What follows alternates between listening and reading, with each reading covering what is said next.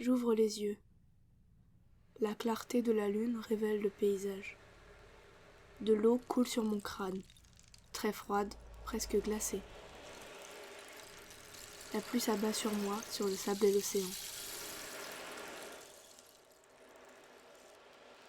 Je peux apercevoir la lumière régulière d'un phare qui brille à l'horizon. Puis, tout devient blanc. Si vite. J'observe les flocons se noyer dans l'eau et le temps s'arrêter. Une fois levé, je m'avance vers la mer, de plus en plus vite. La neige et le vent me brûlent le visage. Ça y est, j'ai de l'eau jusqu'aux genoux. Je fais tomber des flocons accumulés sur mes cils pour admirer le paysage.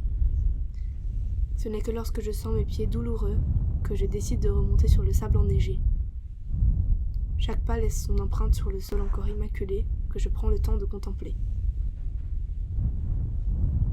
Lorsque je relève la tête, j'aperçois quelqu'un, allongé et immobile, comme déposé délicatement sur l'étendue de sable devenue blanche. Je m'approche pour voir son visage se dessiner dans la pénombre. Sa peau est pâle, presque transparente, à l'exception de ses joues rougies par le froid. Je peux distinguer son abdomen se soulever derrière son grand manteau à chaque respiration. Sa bouche esquisse un léger sourire, presque imperceptible, que je remarque car sa lèvre inférieure s'en trouve légèrement amoindrie.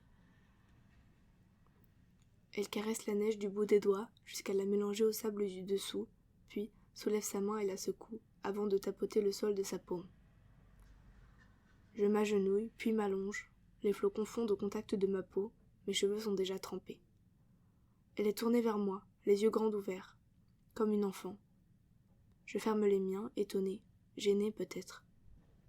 Sa respiration résonne dans le vide qui nous entoure. Elle se lève pour sauter sur place. La neige accumulée par ses vêtements tombe au sol. Seuls ses cheveux restent couverts de glace.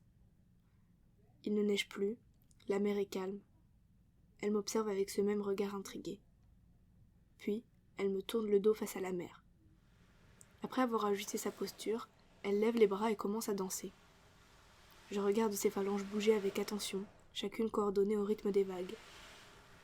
J'emprunte à mon tour ses yeux d'enfant, fascinée, comme sortie de mon propre corps. Ses mouvements sont de plus en plus rapides, ses pas aussi. Je la vois s'approcher de l'océan, elle court sans s'arrêter, son corps brûlant de vie pénètre l'eau glacée. Je l'observe nager vers l'horizon, ses vêtements flottant derrière elle. Ce n'est que lorsque son corps se transforme en point minuscule à ma vue qu'elle fait demi-tour. Ses joues sont rouges vifs. Je me demande ce qu'elle ressent. Elle sort de l'eau, pas à pas, l'air comblé, et remonte doucement. Son regard se perd et je me demande si ses paroles me sont adressées.